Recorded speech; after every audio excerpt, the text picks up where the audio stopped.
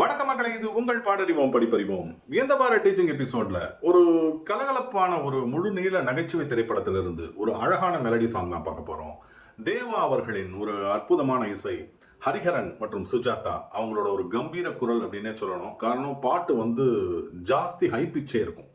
கமல்ஹாசன், மீனா அவர்கள் நடித்த ஒரு சூப்பர் டூப்பர் ஹிட் திரைப்படம் அவ்வை சண்முகி திரைப்படத்திலிருந்து வந்த காதலி காதலி காதலில் தவிக்கிறேன் அப்படிங்கிற ஒரு ஹை பிச் சாங், ஒரு ரொமான்டிக் டுவேட் சாங். அதை தான் பார்க்க போறோம். சரி, படத்தை பத்தி பேசிட்டு பாடலை பத்தி பேசலாம். அவ்வை சண்முகி 1996 வெளிவந்த திரைப்படம் மிகப்பெரிய ஒரு பிளாக் பஸ்டர். ஒரு எந்த நடிகராலும் செய்ய முடியாத ஒரு மிகப்பெரிய சாதனையை வந்து திரு கமல்ஹாசன் செய்திருந்தார்.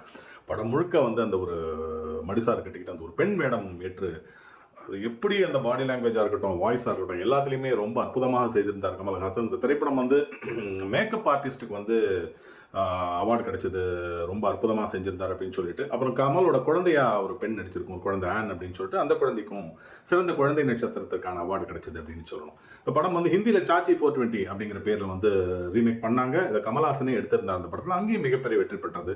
KS ரவிக்குமார், கமலுக்கு வந்து ஒரு அற்புதமான படங்களை கொடுத்த KS ரவிக்குமார், அவ்வை சண்முகி, தெனாலி, பஞ்சதந்திரம், தசாவதாரம் அவர் தான் இயக்கியிருந்தார், நட்சத்திர இயக்குனர். வழக்கம் போல படத்தின் கதாநாயகன் ஒரு முதுகெலும்பு அப்படின்னா வந்து கிரேசி மோகன் அப்படின்னே சொல்லி ஆகணும். அப்படி ஒரு காமெடி, அப்படியே எத்தனை வாட்டி பார்த்தாலும் இந்த படம் வந்து திளைக்க அப்படியே சிரிக்க வச்சுக்கிட்டு இருக்கும். அவ்வளோ சின்ன சின்ன சின்ன சின்ன ஒரு சீன் அப்படி கண்ணு இமைக்கிறதுக்குள்ள அடுத்த காமெடி போயிடும். அந்த அளவுக்கு கிரேசி மோகன் வந்து இந்த படத்தோட பூஜைக்கு கிரேசி மோகன் அப்படின்னு போட்டப்பே கிரேசி மோகன் சொன்னார், கமல் என்கிட்ட ஒரு மிகப்பெரிய பொறுப்பை கொடுத்திருக்கிறார், அதனால் நான் நிச்சயமா அதுக்கு வந்து நான் வந்து ஜஸ்டிஃபை பண்ணணும் அப்படின்னு சொன்னார். கிரேசி மோகன் ரொம்பவே சிறப்பாக செய்திருந்தார் அப்படின்னு சொல்லணும். அந்த வசனமாக இருக்கட்டும், கதையாக இருக்கட்டும், அந்தந்த என்ன சொல்றது, டைமிங் காமெடி அப்படின்னு சொல்லுவாங்க. இந்த மாதிரி சிவாஜி கணேசன் அவர்கள் தான் வந்து இந்த ஜெமினி ரோலுக்கு வந்து முதல்ல சூஸ் பண்ணாங்க. கொஞ்சம் கம்பீரமாக இருக்கட்டும் அந்த கேரக்டர் அப்படின்னு சொல்லிட்டு. அப்புறம் அவரால் முடியலை அப்படிங்கிறனால ஜெமினி நடிச்சாரு. ஜெமினியை கேட்கவே வேண்டாம் இல்லையா? அது ஒரு காதல் மன்னன், அந்த ஒரு முக பாவங்கள், அந்த சின்ன சின்ன அந்த வயதான காலத்தில் அந்த லவ், அதெல்லாம் வந்து ஒரு காமெடியாகவே கொண்டு வந்திருந்தாங்க. ரொம்ப சிறப்பாகவே இருந்தது. நாசர், டெல்லி கணேஷ், அப்புறம் மணிவண்ணன், இந்த மாதிரி ஒரு நட்சத்திர கூட்டம் செம்மையாக இருந்தது காமெடி படம். அவ்வை சண்முகி வந்து கமல்ஹாசன் முக்கியமாக அந்த படத்திற்கு வந்து எதற்காக இந்த பெயர் வைத்தார் அப்படின்னா வந்து அவ்வை TK சண்முகம் அப்படின்னு சொல்லிட்டு ஒரு மிகப்பெரிய நாடக கலைஞர். அவர் வந்து நாடகங்களில் வந்து பெண் கதாபாத்திரம் வந்து ரொம்ப சிறப்பாக ஏற்று நடிப்பார். கமல்ஹாசனோட மென்டார், குரு அப்படின்னு சொல்லுவாங்க நாடகத்தில். அவருக்கு வந்து ஒரு ட்ரிபியூட், அதான் கமல் வந்து இந்த படத்துக்கு வந்து அவ்வை சண்முகி அப்படின்னு சொல்லிட்டு பேர் வைத்திருந்தார். SPB கூட வந்து ஒரு கேரக்டரில் நடிச்சிருப்பார். அவரும் ஜாலியாக காமெடி பண்ணியிருப்பார். ஹீரா கேரக்டர் வந்து ஸ்ரீதுர்கா அப்படிங்கிற ஒருத்தவங்க வந்து போடுறதா இருந்தாங்க. அப்புறம் ஹீராவே நடிச்சாங்க.